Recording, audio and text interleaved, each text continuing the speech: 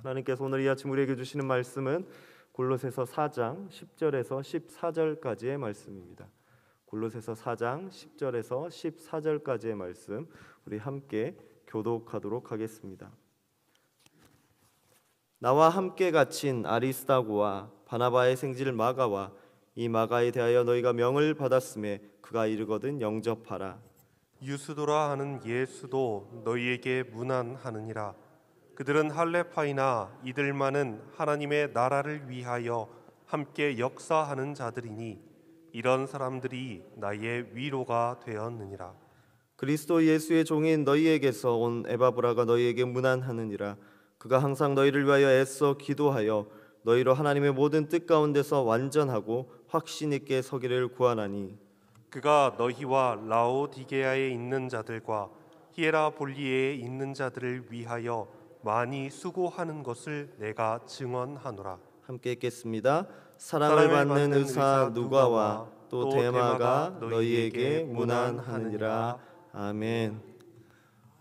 우리 골로새서도 이제 종반부를 향해 달려가고 있습니다. 어제 우리 함께 나눈 말씀을 통해 우리는 하나님의 아름다운 사역을 감당하고 있는 두 사람에 대해서 알아보았습니다. 두기고와 오네시모라는 두 사람에 대해서 알아보았습니다. 어제 말씀드린 것처럼 두기고는 베테랑 사역자였고 오네시모는 이제 곧 개종을 한 노예 신분의 사람이었습니다. 이 모습을 통해 나의 형편이 크던 작던 어떠하건 간에 동역이라는 이름으로 함께 역사하고 계시는 하나님의 은혜가 무엇인지 우리는 어제 알아봤습니다. 오늘은 그 두 사람을 이어서 6명의 바울의 동역자들이 등장합니다. 이 가운데 재밌는 것은 어제와 마찬가지로 다른 신분과 다른 처지의 두 부류가 등장합니다. 첫 번째는 아리스다고, 마가, 유스도라는 이 세 명이 할례당이라고 나옵니다. 쉽게 말하면 유대인들이죠. 세 명의 유대인과 그리고 에바브라, 누가, 데마라는 세 명의 이방인이 등장합니다. 어제는 전문 사역자와 이제 개종한 사람, 어떻게 보면 평민과 노예의 등장이라면 오늘은 유대 전통에 속한 사람과 이방인이 함께 이렇게 사역하고 있는 모습을 우리는 보게 됩니다. 하나님의 사역은 출신 성분이나 자유인이나 노예나 혹은 유대인과 이방이라는 율법적으로 서로 나눠져 있는 두 부류도 상관하지 않고 하나님의 복음의 증거가 동역이라는 이름으로 하나로 일하게 되고 있는 것을 보게 됩니다. 이렇듯 그리스도의 복음으로 세워나가져 있는 하나님의 교회는 당시의 시대상을 뒤엎는 급진적인 공동체였습니다. 이것을 가능하게 했던 것은 단순히 노예제를 타파하기 위해서 그 당시의 신분제도를 타파하기 위해서가 아니었습니다. 바로 하나님의 나라의 확장을 위해서는 그 어느 곳도 장애가 되지 않는다. 하나님의 복음이 있는 곳에서는 그 어떤 것도 우리에게는 도전이 되지 않는다라고 하는 그들의 헌신과 섬김이 있었기 때문입니다. 오늘은 그들이 어떻게 또 하나님을 섬겼는지 이 6명 가운데 몇 명의 모습을 한번 살펴보고자 합니다. 우리가 읽었던 첫 구절 10절에는 두 인물이 등장합니다. 나와 함께 갇힌 아리스다고와 바나바의 생질 마가와 라고 이야기하고 있습니다. 여기서 아리스다고와 마가가 나옵니다. 먼저 아리스다고에 대해서 말씀을 드리면 바울은 이 골로새서뿐만이 아니라 빌립보서와 빌레몬서에서 이 아리스다고에 대해서 전우라고 표현합니다. 전투를 함께 치른 우정을 나눈 형제라고 표현을 합니다. 그도 그럴 것이 아리스다고는 바울의 고난의 여정에 함께 동행했던 사람입니다. 그가 어느 정도 바울과 동행을 했냐? 바울과 왜 전우가 될 수 있었느냐? 에베소를 보면 에베소에서 바울이 복음을 증거할 때 그 당시에 거기에 살고 있던 사람들이 복음을 그대로 받아들인 것이 아니라 복음을 듣다가 그 동네 일대에 폭동이 일어납니다. 이 사람이 이방 다른 신을 전한다는 이름으로 동네 사람들이 폭동과 소요를 일으킵니다. 그때 아리스다고가 자신의 목숨까지 내어가며 바울을 지키려 합니다. 그래서 전우라는 표현을 쓰고 있습니다. 그뿐만이 아닙니다. 바울이 로마로 이송될 때 어떻게 됩니까? 그 배가 파선하고 폭풍우를 맞이하고 굉장히 힘든 처지에 처하게 되는 거 우리 알고 있습니다. 바로 그때도 아리스다고가 있었습니다. 그리고 오늘 지금 바울은 어디에 있습니까? 차가운 로마 감옥 가운데 있습니다. 그런데 그 곁에서 아직도 끝까지 그를 옆에서 보좌하고 지키고 있는 사람이 아리스다고입니다. 말 그대로 그의 모든 고난의 여정을 함께한 전우였습니다. 그런데 아리스다고는 스스로 옥에 갇힌 자라고 표현을 합니다. 아리스다고와 바울이 함께 갇힌 것이 아니라 아리스다고는 바울을 위해서 본인 스스로 옥에 갇힌 자입니다. 주님의 복음을 따라 손해를 입은 사람입니다. 고난 가운데서도 하나님의 복음을 증거하기 위해 자신을 희생한 자입니다. 이 아리스다고가 어떻게 전우라는 이름을 들으면서까지 자신을 바울 앞에서 희생을 할 수 있었을까요? 바로 주님의 은혜를 알았기 때문입니다. 우리 주님께서 스스로 온 인류를 위해 고난을 당하신 그 십자가의 은혜, 바울의 표현으로 하면 그 하나님의 지식, 그 하나님의 새 사람으로 옷 입었기 때문에 삶으로, 이제는 그 지식을 삶으로 희생하며 바울을 위해 자신을 헌신할 수 있었던 것입니다. 바울이 아니라 어찌 보면 그 깊은 곳에 있는 복음을 위해, 복음 증거를 위해 자신의 삶을 희생했던 것입니다. 이 아리스다고의 모습을 통해 우리는 이 소식만 들어도 은혜를 받습니다. 아, 하나님의 사람은 저렇게 살아야 하구나. 아, 하나님의 복음 증거자는 저렇게 살 수 있어야만 하구나. 하지만 동시에 어제 말씀드린 것처럼 내 마음에 부담이 됩니다. 부담이 됩니다. 나영 과연 스스로 선택해가면서 하나님께서 나에게 사명을 주시면 모르겠지만 내가 스스로 내 몸을 던져가면서 희생해가면서 손해해가면서 내가 어떻게 복음 증거하겠느냐. 나는 결단은 하여도 실행하기까지는 힘들고 어렵고 내 처지와 상황은 그것을 만족시키지 못하는데 내가 어떻게 고난을 감당할 수 있겠느냐. 내게는 그만한 믿음이 없습니다. 주님, 우리 구약의 선지자처럼 때론 이렇게 고백합니다. 주님, 나는 약한 자입니다. 나는 작은 자입니다. 라고 고백할 수 있습니다. 그런 우리를 향해 또 다른 인물 한 명이 등장합니다. 바로 마가입니다. 조금 전에 읽었던 10절의 말씀에서 마가를 바나바의 생질이라고 이야기합니다. 바나바와 친인척 관계라고 나와 있습니다. 그는 마가, 다른 성경에는 마가 요한이라 불리는 바나바의 사촌입니다. 마가 요한, 마가 요한, 어디서 많이 들어본 이름 아니십니까? 어쩐지 좀 낯이 익는 이름이 아니십니까? 담임 목사님께서 2주 전에 이 마가 요한의 내용을 가지고 주일에 다툼, 갈라섬, 하나님의 역사라는 제목으로 설교를 해주셨습니다. 그 말씀의 내용을 한번 복기해 보시면 이 마가 요한이 어떤 사람이었는지 기억이 나실 겁니다. 바나바의 사촌으로서 마가는 바울의 1차 전도 여행에 동행을 했습니다. 그런데 그 첫 여정 가운데서 이제 사명감에 불타서 바울과 동행을 했지만, 그 위대한 사도와 동행을 했지만 도중에 포기하고 자기의 집이었던 예루살렘으로 돌아갑니다. 사도행전을 보면 그가 왜 예루살렘으로 돌아갔는지 상세히 기록되어 있지는 않습니다. 그 이유가 무엇이었는지 정확히 우리는 알 수 없습니다. 그럼에도 불구하고 성서학자들이 추론하기로는 이 마가 요한이라는 이가 이제 사명에는 불탔지만 마음적으로, 심적으로 아직 준비가 돼 있는 상태는 아니었다라고 이야기합니다. 그래서 그가 이방 땅으로 넘어갔을 때 이제 유대 문화권이 아니라 자신을 지켜주고 있던 그 예루살렘과 같은 익숙한 땅이 아니라 전혀 다른 새로운 문화권과 새로운 땅으로 갔을 때, 그곳에도 유대인은 있지만 전혀 다른 그 땅에 갔을 때 자신이 겪게 될 두려움, 자신이 겪게 될 여러 고난에 대해 아직 준비가 되어 있지 않았다. 그래서 그가 그 땅을 넘는 순간 큰 두려움을 느끼고 예루살렘으로 돌아갔을 것이다 라고 추측합니다. 마가 요한은 나약한 복음 사명자였습니다. 어찌 보면 실패자였습니다.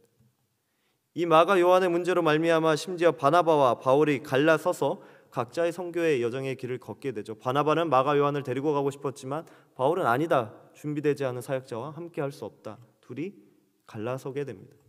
그런데 이 갈라섬의 사건으로 인해 바울은 이방 땅까지, 이제 마게도냐까지 복음을 증거하게 되는, 소아시아가 아니라 마게도냐까지 넘어가는, 유럽까지 복음을 증거하는 하나님의 역사로 열매를 맺게 됩니다. 그 이후에 이 실패자였던 마가가 오랜 연단 기간을 거쳐 바울에게 다시 부름을 받습니다. 그 그 내용이 디모데후서에 다음과 같이 기록되어 있습니다. 누가만 나와 함께 있느니라. 내가 올 때에 마가를 데리고 오라. 그가 나의 일에 유익하니라. 도망갔고 유약해 보였던 마가에 대해서 이제 바울이 유익한 사람이라고 이야기합니다. 믿음이 장성해진 그는 병약한 몸으로 감옥에서 고독한 나날을 보내고 있는 바울을 끝까지 곁에서 지켰던 자가 됩니다. 더불어 베드로의 동역자로서 사역하면서 그 베드로를 통하여 예수 그리스도의 공생애와 복음에 대한 생생한 이야기를 듣고 오늘의 마가복음을 기록하게 됩니다. 그런데 그 마가복음은 누구를 위하여 썼습니까? 마태, 마가, 누가, 요한 다 복음서가 있지만 그 복음이 쓰여진 이유는 조금씩 다릅니다. 그 복음서를 받아들였던 처음으로 받아들였던 그 수신자는 약간씩 차이가 있습니다. 그런데 이 마가, 요한이 쓴 마가복음은 누구에게 썼습니까? 바로 로마에서 핍박당하는 그리스도인들이었습니다. 지금 마가, 요한이 어디 있습니까? 바울과 함께 옥에서 고난을 받고 있습니다. 그 고난을 받고 있는 그 사람이, 고난을 당하고 있는 그가 예수 그리스도의 고난에 대해 이야기하며 주님이 너희를 위로하신다라고 이야기하고 있습니다. 유약했던 그 약한 사람이 자신의 고난을 당하면서 약해지는 것이 아니라 함께 고난받는 그리스도인들을 향하여 주님이 너희와 함께 하신다. 그 주님이 너희를 위하여 고난 당하셨으니 위로를 받으라고. 그 고통당하시는 주님이 너희를 위하여 십자가에서 너희를 구원하셨다라고 복음서를 쓰게 됩니다. 상처받은 치유자가 된 것입니다. 하나님은 약한 자를 택하여 사용하십니다. 오히려 약한 자를 사용하셔 강한 자를 부끄럽게 하십니다. 오늘 우리가 이러한 믿음의 선진들을 보면서, 특별히 먼저 나왔던 아리스다고와 같은 사람을 보면서, 자신을 헌신해간 사람을 보면서 우리가 너무나 작고 연약해 보이십니까? 복음의 사명자라는 이름이 나에게는 너무나 큰 명패와 같습니까? 그런 연약한 우리와 같은 마가, 요한을 하나님은 사용하셨습니다. 그리고 그 연약한 이들과 함께 하시는 하나님이 오늘 이 자리 가운데도 우리와 함께 하고 계신 줄 믿습니다. 그래서 그 하나님이 우리를 부르십니다. 약함에도 불구하고, 무너짐에도 불구하고, 연약함에도 불구하고 우리를 사용하십니다. 우리를 복음 증거자로 사용하실 줄 믿습니다. 그리고 마지막으로 골로새 교회를 개척한 에바브라에 대해서, 에바브라라는 사람이 등장하는데 다음과 같이 이야기합니다.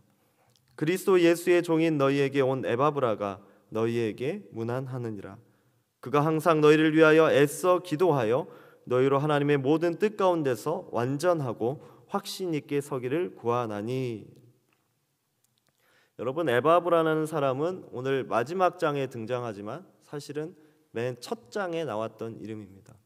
에바브라는 바로 이 골로새서를 받아든 골로새 교회를 개척한 평신도 사역자였습니다. 그 평신도 사역자, 이 교회를 개척한 이 개척자를 향하여 바울은 세 가지 모양으로 그를 이야기합니다. 그가 기도하는데, 내가 그를 위하여 기도하는데 그가 어떻게 기도하느냐?